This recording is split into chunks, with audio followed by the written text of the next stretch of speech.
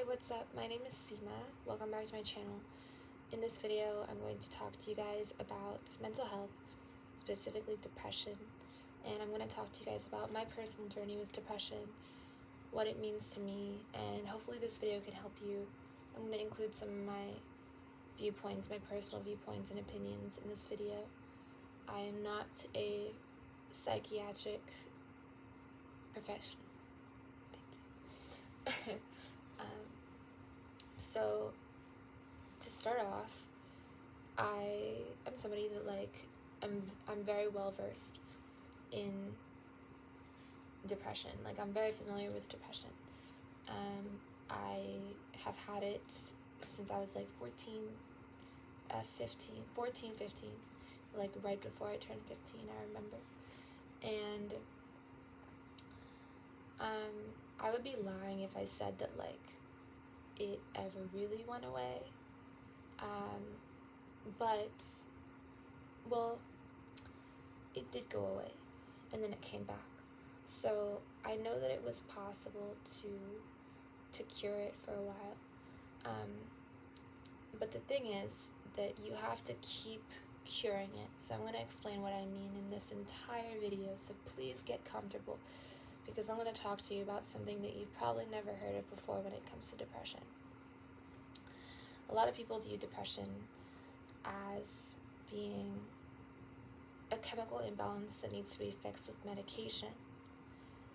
As per personal experience, that's not what it is. Depression is where there is a chemical imbalance in your brain, but it's caused by external factors. You're not the issue. You don't need to be fixed. If anything, the issue is unresolved trauma, or things that have happened in your past to you that you haven't dealt with, or environmental factors, the way you were born and raised, the conditionings you were raised with, etc. Even environmental factors, including your diet and your overall health. So I have seen depression go away without the need for medication, without the use of medication. And it is through healing yourself that depression can go away, and it's through personal healing, mental healing. And this is something that I teach people. So if you want me to help you with that, let me know in the comments. But it has to do with really going into the depths of who you are. And you do this through measured isolation. You do this through forms of personal therapy. And you have to want to heal. You can't just skip the work. You have to do the work. You have to do the inner work. So the inner work is a lot of getting very clear with yourself on your mental patterns, why you are the way you are, why you think the way you think, who told you this thing about yourself that you believe, why do you believe this thing, why do you believe this thing about others. It's really about challenging your viewpoints. And this is kind of where the term inner child healing comes about, because often when healing mental patterns that are outdated or not serving you or toxic or harmful, we have to go back to the roots. And the roots, as far as we know it, is childhood. But there's also a deeper root than that. See, we come here into these physical bodies with things that need to be worked on, with things we need to heal. And as being human beings, we have the ability and the power and the cognition to be able to heal those things. So we have all the tools that we need. We just don't know that we have the tools. So we forget. We forget that we have the tools to heal ourselves. And we search outside of ourselves for answers. Tell me who I am, right? Tell me what I am. Tell me what I need to rely on. Tell me, what treatment I need or what's wrong with me. Put a name to it, put a label to it. you know.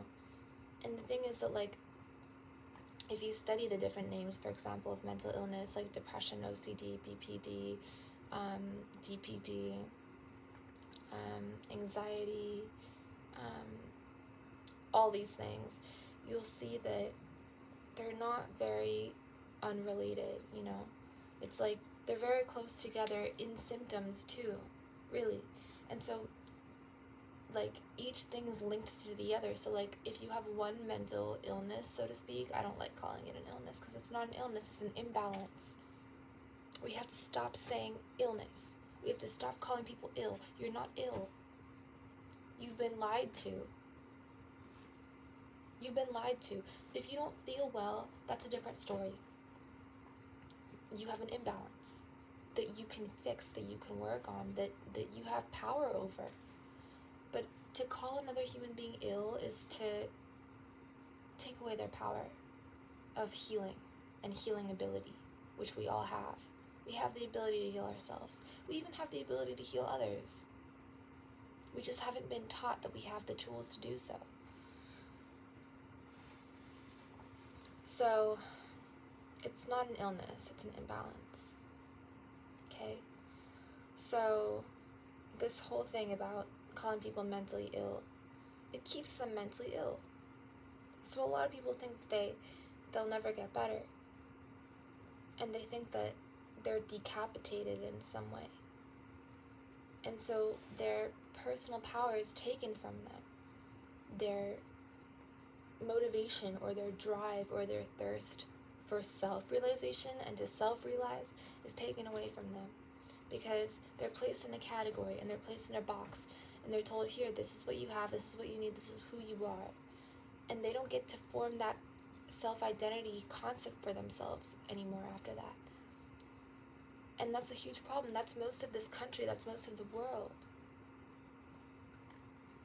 And so people have, it gets to them. It becomes a part of their script. They start to script that, oh, I am like this, I'm mentally ill, I have this problem, I'm full of problems. And it leaks out into other areas of their life, and they don't even feel that they're capable enough to accomplish certain things, and so they don't accomplish certain things. Do you know what a misfortune that is for the entire world? I say this all the time, we need your gifts, you know, like everybody has so many gifts. People with ADHD are like some of the most creative people in the world. People with anxiety are some of the most beautifully sensitive people in the world. Artists, children, pure souls is what we are. But we're told that we're ill. That's control. That's manipulation. You know? So, I'm no stranger to this. Like, ever. I've gone to so many, like, doctor's appointments, and I've been prescribed a lot of things that I've never taken, ever. You know? I've never even picked it up from, like, the pharmacy after I got the prescription, because I was like, yeah, I'll figure it out, you know what I mean? I got this, you know, which is like, to each their own. This is my personal opinion and what happened with me and my experience and my channel. So, depression can be healed. I healed mine in 2018, May, I think, of 2018 to be specific. And I had it since 2014. So, as a teenager, like, as I was, you know, progressing, 15, 16, 17, 18, I was really manic. So I just didn't have any regard for my life, essentially. I was always getting myself in dangerous situations, never looking both ways when you cross the street. Other stuff that I'm not going to say on this video, you know. I wasn't happy to be here. I didn't want to be here. I felt like this place was hell, you know. And then May of 2018, I was in college, and I had just gotten over one of the most traumatic, terrible experiences of my life that I had also attracted towards me, because I had no self-regard, I had no self-love. I didn't even know what that meant, you know. All I was depressed and like a shell of a person, really. And like taking random things people gave me just so that I can like be okay. It was really bad. And that month, I had the chance to like kind of start over and have like a clean slate, because I had just broken up with someone that I was seeing. So that moment, like that time in my life, kind of paved the way for a lot of inward success, you know, of like me actually being able to do the inner work. I had freedom for like the first time in like a very long time. It felt like after coming out of like a codependent relationship, you know, that's how it is, you know. You're like, oh my god, who am I now? And so the journey of self-discovery began, and I began reading every single Vedic text I could find. I had been doing that for about a year prior, but in May I was really able to like open up on a deeper level, and something happened with me where I was at peace for the first time, and I could connect to God better, you know. And I can't tell you if it was like just the months leading up to that month, or whether it happened because of the newfound peace I had, but all of a sudden I realized that I was like giddy, happy, blissful, you know, when I would enter states of meditation. I also learned that you can enter meditative states anywhere, while walking, sitting, talking, eating, partying, because I was. It's like I moved in prayer, you know, because I had been praying for so long. I started July, August of 2017 is when I started praying, like really praying for help, because I was in a lot of heartbreak and pain, you know, from the relationship. And then May of 2018 is when my breakthrough happened, and I realized, hey, you can heal from depression, you know. And so I was free for about a year. I was free from depression for about a year. And it was like amazing, actually, because I realized that it was possible, you know. I didn't have like the thoughts that I used to. It was like I was a new person. So depression can be healed. What brought it back was that I wasn't doing the emotional upkeep, you know. I wasn't consistently dedicated. I got comfortable in my healed state, and I kept doing the same habits that I had been previously doing. I was partying a lot. I'm a party person. I'm still a party person, just in a different way. But I'm saying that I was so much in states of like bliss that I kind of disregarded any accumulating inner work, and then I got into another relationship. and then I got depressed after that again. And then that was also codependent, because the thing is that if you don't heal your issues, like you can't like run from your issues, like you can't avoid them. That's why people are depressed in the first place, because they avoid their issues. So for me, one of my like primary issues was like learning again how to like have autonomy in relationships and like not be codependent. And when I wasn't, everything came back. The depression came back, the anxiety came back, like the feeling of like being trapped came back. And it's because I hadn't been doing that inner work to like upkeep my newfound sense of, I guess, merging with the divine, you know. I was like, oh, another relationship, like, you're my person, like, I'm gonna give you all of me, basically, which is like not what we should be doing as human beings. Like, we should be giving ourselves to God, but people don't know that. And so they rely on other people for their happiness. You should never do that. You're gonna be depressed if you do that. You will be. And also, no one told you that like in your life, like, you're gonna be happy all the time. You should be depressed.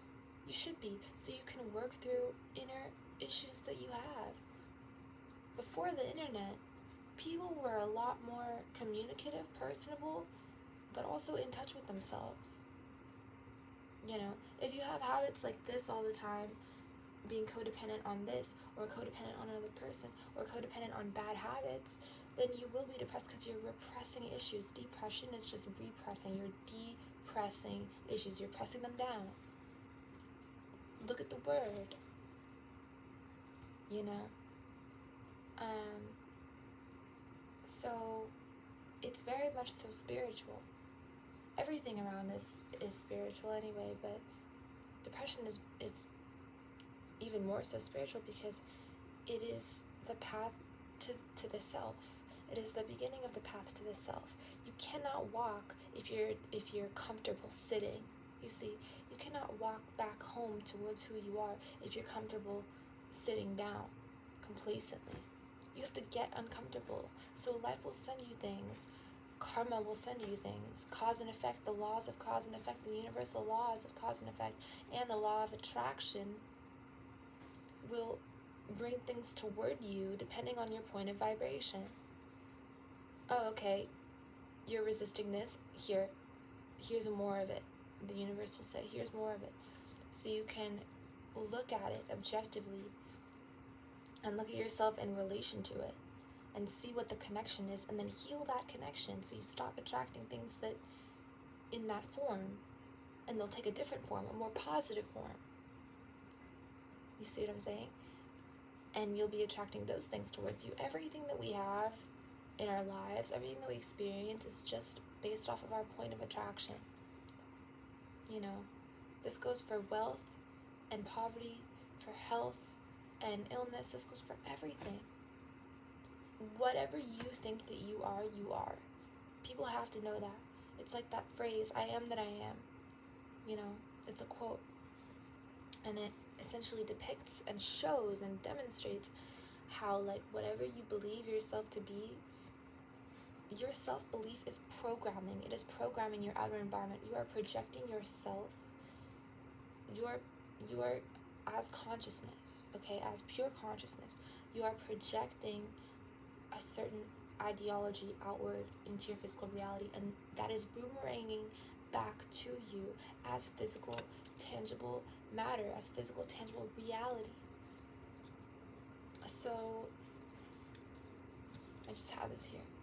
So, if people knew this, like, this is the biggest secret. And so, Seema, that's all great, but what do I have to do? You have to prioritize feeling good. You have to care about how you feel. You have to have enough self-love that you cut off all the BS of needing to look a certain way or have a certain amount of money to be able to love yourself. And you need to love yourself for the soul that you are, for the energy that you are, for the consciousness that you are. Not the body, not the brain, not the accolades, accomplishments, achievements, straight A's, you know. But for the energy that you are, as being part and parcel of Source, That's self-love. So when you love the self, the soul that you are, then you start to care about how you feel. And when you care about how you feel, you don't allow yourself to feel bad. Anybody can say anything that they want about you, and you get to decide whether or not it affects you and makes you feel bad and makes you, stray away from your solidified vibration. Which, if you're solidifying a vibration, it'll be naturally a very high vibration. Because who you are at your core is all the ease in the world and in the universe. It's ease, it's bliss, it's love, it's ease of expression, it's flow, it's genius. Even that's who you are on a soul level. That's you. So naturally we possess very high vibrations, but we get out here in the 3D world and we're faced with all sorts of things like karmic action reaction, like distractions, like environmental conditionings. And so we get depressed, we get down, because we have to, again, see what within us is attracting these realities towards us so that we can work on that connection and heal that connection. And those things will transform right before our very eyes. Depression is the act of repressing. I want you to know this, so you don't think you have a mental illness. You're not ill, you're imbalanced. And you have the ability to come back to balance, because you, who you are, is balance personified. So you have the ability to restore balance to anything in your life by changing your singular point of attraction, by changing how you feel, by changing the thoughts that you entertain, right? Choosing to entertain different thoughts. And when you entertain different thoughts, different emotions surface. And when different emotions come to play, your reality will change right before your very eyes. When you adopt, let's say, for example, something that happened with me, just to illustrate and give you a clear example of what I'm talking about, something that happened with me, and that does happen very so often, is when I adopt a high vibration of love and pure love, excited love, blissful love, ecstatic love, things just work out for me. People hold doors open and give me things, and I mean, it's like small stuff, but it's not small because it's, I did that, and things will start to work out for me. Like I'll start to see an increased flow of abundance, based off of my vibration. And the opposite is true. When I'm entertaining thoughts that don't serve the being that I am, the goddess that we all are, that I am, that you are, the goddess, I put that in parentheses, because we are all part and parcel of God, right? So we have to honor ourselves as being high rank spiritually. Meaning what? Meaning we have the ability, all of us, to sustain, hold, and grow very high levels of love. That's what power is. The ability to water the seeds of passionate, ecstatic love. That's what power is. Power is not anything else other than that. People think power is your money or your fame or anything. That's bondage. I think I've said this in another video. That stuff is not power. Power is freedom, and freedom lies within love. Think of an egg. Think of an egg. Love is the surrounding, protective shield, and freedom is the being within the egg, the soul, right? That's just an analogy I came up with on the spot. But you get my point. Freedom is found within love. Peace is found within love. You can't have one without the other. So when you wake up to the fact that not only do you have power, you have responsibility, because the two go hand in hand, right? So when you take accountability, when you take responsibility for how you feel, for your vibration at all times, for the thoughts you think, for the things you choose to pay attention to, because your attention is your currency. current, meaning flow, meaning whatever you gaze upon and see, you'll see more of it. You see what I'm saying?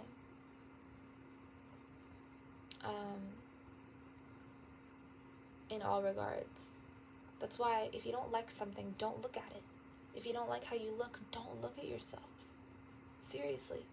Because you can change how you look without looking at yourself if you don't like what you're looking at. If you like what you're looking at, look at it more. Focus on it, amplify it. This is like Law of Attraction 101. This is the law of attractiveness. Because we live in a magnetic universe. Whatever you focus on grows. So,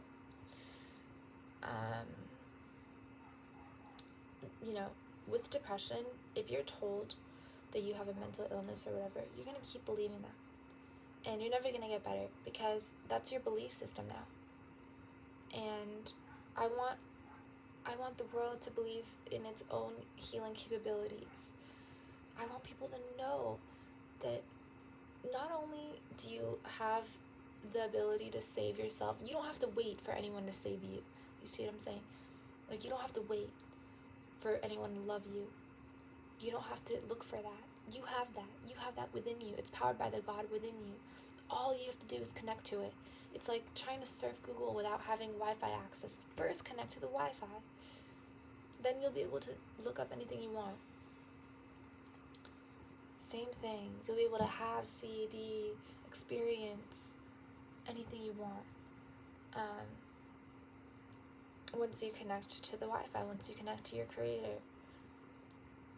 And if you look, you'll find. If you look for God, if you look for self, because the two are conjoined, like a mother with the umbilical cord to her child, the two are conjoined.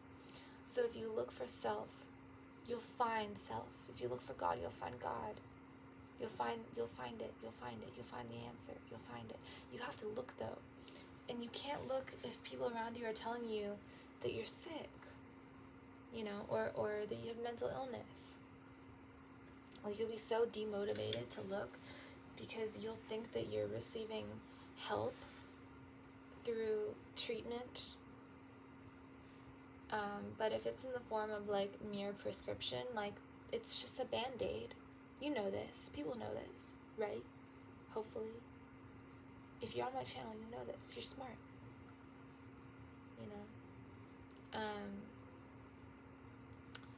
So understand that, like, also, like, it's, I think, important to talk. But first, talk to yourself. Like, talk to yourself. Like, talk yourself through things. Like, before you talk to other people, see if you can resolve things on your own. Because often enough, you probably will be able to. You're very strong. You're very smart. Very much so. You have the energy that creates worlds within you, within your consciousness, So seek high counsel within first. And soon you'll see that you're slowly walking down the road back to self. And each day, the truth will be revealed to you more and more about who you are. And it may be uncomfortable. It may not always be pleasant. The healing journey is not always pleasant, but it's very necessary. We didn't come here to experience pleasant. We came here to experience new, innovative, leading edge, creative, different, healing even, restorative, powerful, right? Not easy. Nothing is easy. Nothing is easy. Not even sleep is easy sometimes. Because the mind is active, right? So depression, just to recap, has a bunch of meanings. There are medical definitions for it. There are spiritual definitions for it. And the two always somehow seem to contradict one another when they shouldn't be. There should be only one definition for depression, and that is repressing, pushing things down that you need to deal with. No one's going to tell you this except me, probably, in your life. And you can deal with it. You should understand that on the other side of dealing with it is freedom. On the other side of dealing with any blockages, any mental blockages that you have, is a life full of love and true, authentic love and peace and joy, not synthetic joy, not manufactured joy, not codependent joy, where you're reliant on anyone external to you and the being within you to provide it to you. So, I hope this video was helpful. Let me know if it was. I love you very much. Thank you so much for watching, and I will talk to you in another video. Peace.